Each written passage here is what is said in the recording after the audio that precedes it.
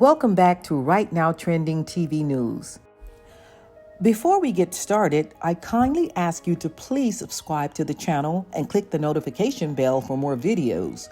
We are now approaching 200 subscribers, and I want us to get there by next week.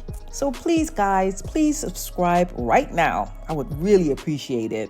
Now, let's get started. Hey everyone, welcome back to another juicy recap from the world of the Real Housewives of New Jersey. Excuse me. Grab your popcorn because this week's episode, it had it all. It had the drama, it had the shade, and even a dash of unexpected floristry. So hold on to your hats, New Jersey fans, because this episode brought all the shade and then some. Divine intervention seemed to be at play when a freak fire canceled the girls' trip, sparing us from what could have been an epic showdown. Or was it just fate telling us that these Jersey ladies need a breather?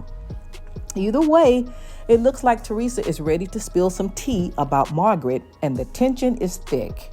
First up, let's take a moment to celebrate a small victory in the midst of all this chaos. Rachel's daughter, Juliana, is making strides after her lip and tongue tie procedure. Standing up for herself for the first time, cue the happy tears and a rare moment of peace and joy because that was absolutely beautiful. But of course, this is New Jersey and peace never lasts long. Jennifer shares a cringe-worthy chat with Bill about her day, including a graphic discussion on milking the prostate. Yuck. Poor Bill, he looked like he wanted to crawl under a rock. The great divide amongst the husbands becomes clear as Joe Gorga's guys' night splits from Louis' gathering. And what's the deal with Nate being labeled a bitch boy? Are we in high school, y'all? Dolores and Fessler, they plan a retreat in the Berkshires, but Dolores wisely suggests keeping Teresa and Jen separated to avoid any potential fireworks. Dolores is hopeful for a peaceful gathering, but let's be real, when has that ever happened in New Jersey? They are always fighting. That's what they do best. Meanwhile, Margaret and Fessler, they grab a bite to eat and they discuss the latest bombshell. Teresa's lawyer is hosting a meeting to discredit Marge and several ladies, including Dolores, Jen, Jackie, and Danielle. They're all invited. Margaret, ever the detective, she quickly phones Dolores and Danielle, questioning their involvement. Is Margaret being overly defensive, or is there more to this story? Margaret has every reason to be upset, though, given the latest developments. Teresa's lawyer is organizing a meeting specifically to discredit her, and several of the cast members, including Dolores, Jen, Jackie, and Danielle, they're all invited. Now, this gathering seems like an orchestrated attempt to undermine Margaret's credibility and potentially harm her reputation. For Margaret, this isn't just a casual discussion, it seems. It's a targeted attack. The involvement of a lawyer adds a logistic tone, suggesting that this isn't just about gossip or drama, but could have real consequences for her public image and relationships within the group.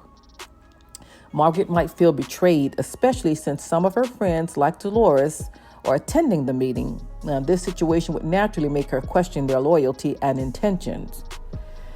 Moreover, Margaret's quick action is calling Dolores and Danielle indicates her concern and frustration. She's likely feeling defensive because it seems like a planned ambush against her rather than a fair discussion. The phrase discredit Marge implies that the meeting has a clear agenda against her, which would understandably make anyone in her position feel targeted and angry. Now, over at Joe Gorga's, the guys are having their own issues. John Fuda shows up in pajamas, and Joe Benigno can't resist the dig about Louis. The guys' night takes a serious turn when Margaret calls Joe. She's furious about Teresa's lawyer's meeting. Meanwhile, Frank, Fessler's husband, and Bill are caught in the middle, and Joe Gorga, he isn't holding back, calling the crew at Louis a cult. Ouch. Wow. That was deep. Now, as if things weren't awkward enough, over at Louis, the men prepare to record devotional messages for their wives. Yes, you read that right. Louis and Bill get all sentimental in the recording studio, and the cringe is real, y'all. That was just so awkward for me.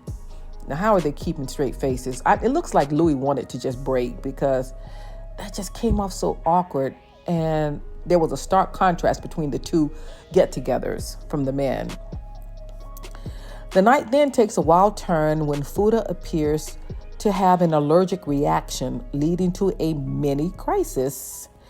Joe Benigno steps up, urging Fuda to get to the hospital while Joe Gorga is otherwise occupied. Just when you think it can't get any crazier, Dolores drops a bombshell.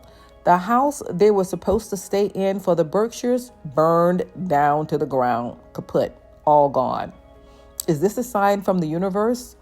Dolores is left wondering if this fire is an omen, especially with Teresa's big lawyer meeting looming. Now let's dive into the highlight of the night. Hilarious with Margaret Joseph's bold move that had Teresa reeling. So picture this. Teresa, queen of the New Jersey drama, is planning a little powwow at her house. The agenda to dish out some dirt on her nemesis, Margaret Josephs. But before she could even start brewing the tea, Margaret decided to spice things up by sending Teresa a funeral floral arrangement. Epic, baby. That was completely an epic move. Yes, you read that right. A funeral arrangement. Can you imagine the look on Teresa's face? It's like sending a black balloon to someone's birthday party. It's a whole new level of petty. Now, let's break this down. Why did Margaret send flowers that screamed R.I.P.? Well, Margaret was clearly throwing some shade, but was there more to it? Perhaps she was trying to send a message to Teresa that any attempts to dig up dirt on her is going to be dead on arrival. Now, do you think Margaret's stunt was genius or just a low blow? In my opinion, it was epic, it was genius, it was completely delicious. I mean, in the world of housewives, it's all about who can outshade whom, right? Meanwhile, Teresa's lawyer, Jim Leonard, was busy playing detective. He claimed to have evidence that Margaret was talking to Vanessa Reiser, which is Louis's ex. According to Jim, Margaret and Vanessa, they were allegedly leaking info to the press. Now, the question is, did Margaret really spill the beans, or is this just another classic case of housewives finger pointing? And speaking of fingers, how many do we think were waged during that meeting? Imagine being a lawyer for a real housewife. It's like being a referee in a never-ending reality show. Jim Leonard is the unofficial spokesperson for Teresa. This guy isn't just any lawyer. He's like a Swiss Army knife of the legal world, ready to tackle anything from the courtroom drama to the latest gossip. Jim Leonard has been Teresa's go-to legal eagle, always swooping in to speak on her behalf. And why is this?